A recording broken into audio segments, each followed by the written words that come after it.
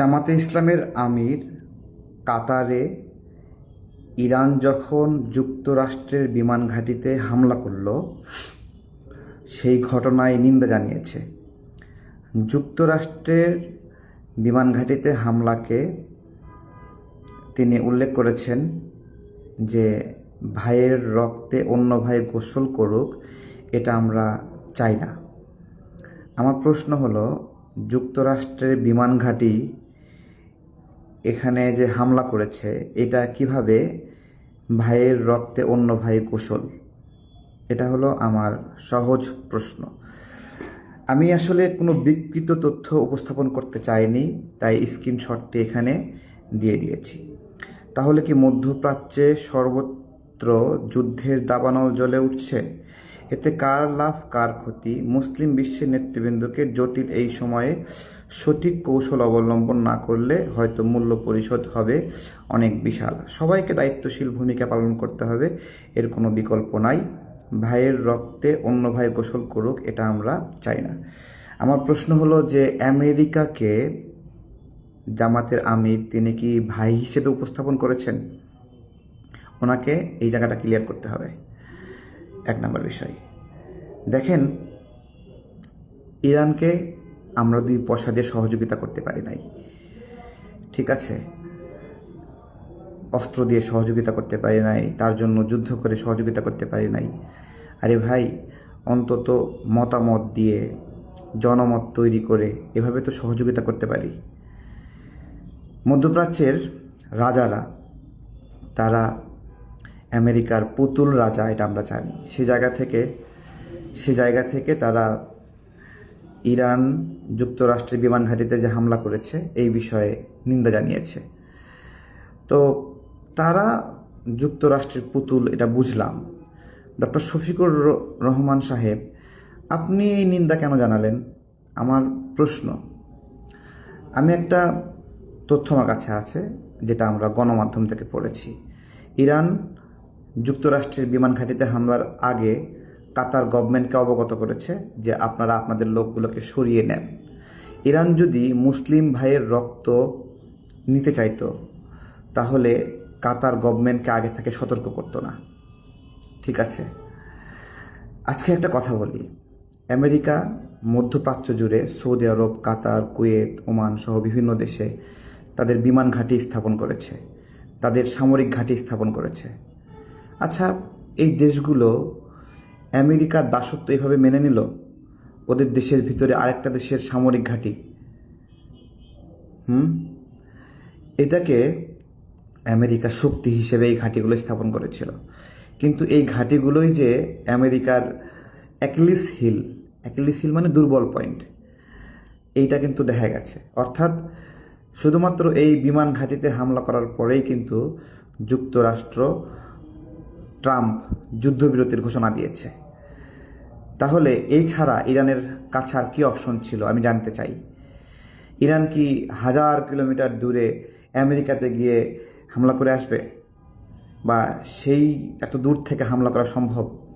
নাকি ইরানের নিকটে ইরানকে হামলা করার জন্য যেই ঘাঁটিগুলো ব্যবহার করছে সেখানে গিয়ে হামলা করবে? এটা হলো আমার প্রশ্ন। তো হরমুজ প্রণালী নিয়ে কথা বলি একটু, যে ইরান যুক্তরাষ্ট্র ইসরায়েল যুদ্ধে হরমুজ প্রণালী একটা গুরুত্বপূর্ণ ফ্যাক্টর হয়ে দাঁড়িয়েছে। যেই পশ্চিমা দেশগুলো উস্কানি দিচ্ছিল যুদ্ধের জন্য, এই হরমুজ প্রণালী ইরানের একটা শক্তি। এই হরমুজ প্রণালী বন্ধ করার পরে আপনার হলো পশ্চিমা দেশগুলো বলছে আর যুদ্ধ চায় না, কারণ খাওয়া বন্ধ হয়ে যাবে। তো এই আর কি বিষয়। আমার আজকের আগ পর্যন্ত এই দেশের নাগরিকরা সমন্বিতভাবে ইরানকে সমর্থন করেছে। কিন্তু ডক্টর শফিকুর রহমান সাহেব যখন কাতারে যুক্তরাষ্ট্রের বিমান ঘাঁটিতে হামলার ঘটনায় নিন্দা জানিয়েছে, তখন থেকে আমাদের মুসলিম ভাইদের একটা অংশ শফিকুর রহমানকে অনুসরণ করে ইরানের নিন্দা জ্ঞাপন করা শুরু করেছে, ঠিক আছে? ইরানে যখন যুক্তরাষ্ট্র দফায় দফায় হামলা করছিল, পারমাণবিক কেন্দ্রে হামলা করছিল, সেই সময় শফিকুর রহমানের ফেসবুক পোস্ট কই ছিল? আমার জিজ্ঞাসা, ঠিক আছে? সেই সময় কই ছিল? আমাকে গালি দিতে পারেন, কিন্তু আমি এই প্রশ্নগুলো উঠাতেই থাকবো। 2 পয়সার হেল্প করতে পেরেছে কেউ ইরানকে? হেল্প করতে না পারলে প্রশ্নবিদ্ধ কেন করেন বলেন? আগে ইরান হামলা করেছে নাকি আগে ইসরায়েল হামলা করেছে? আগে ইরান হামলা করেছে না আগে যুক্তরাষ্ট্র হামলা করেছে? ভাই শোনেন, এই ভংচং অনেক নাটক অনেকে করতে পারে, বাট বাপের বেটা ইরান, এটা মানতে হবে। এবং আমরা যে জাতি হিসেবে সম্মান নিয়ে এখন পর্যন্ত বেঁচে আছি, ঠিক আছে, এই গার্ডসটা কেবল ইরান দেখাইছে, আর কেউ দেখাতে পারেন নাই। ঠিক আছে, শফিকুর রহমান স্যার, আপনি নিজেও আপনাদের দল কেন আমেরিকার সাথে গিয়ে বসতে গিয়েছিল বলেন? ক্ষমতার জন্য। সেই ক্ষমতার জন্য দায় শোধ করার জন্য এই ফেসবুক পোস্ট দিয়েছেন। আমি ফেসবুক পোস্টটা আমি এখানে দিয়েছি, দেখেন। ইরানকে আমি মনে করি এই পোস্ট দ্বারা ইরানকে যুদ্ধের জন্য দায়ী করেছে। ঠিক আছে, হ্যাঁ, যে মধ্যপ্রাচ্যে সর্বত্র যুদ্ধের দাবানল জ্বলে উঠছে। আসলে মানে আজকে যেটা প্রমাণিত হলো যে জামাত ইসলাম সবসময় শক্তির দাসত্ব করে অভ্যস্ত।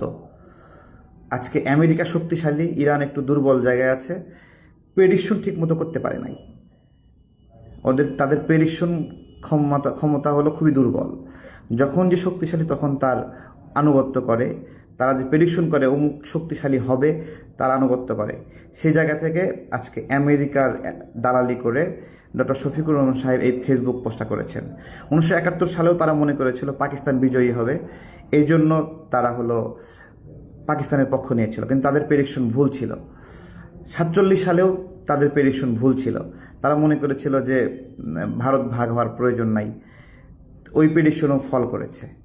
তো এইরকম ভুল প্রেডিকশন নিয়ে এই যে কাজটা করলেন, ঠিক আছে, দেখেন জামাতে ইসলামের সমর্থকরা প্রচুর পরিমাণে লাভ রিয়েক্ট দিয়েছে, লাইক রিয়েক্ট দিয়েছে। তাদের মস্তিষ্ক কতটুকু, মানে নেতা যেটা বলবে ওইটাই সঠিক, অন্য কেউ এটা ভুল ধরলে, ঠিক আছে, এটা গেল। তো যাই হোক, আমার কাছে তুলে ধরার দায়িত্ব মনে হয়েছিল, আমি বললাম, ঠিক আছে, হ্যাঁ, এই আর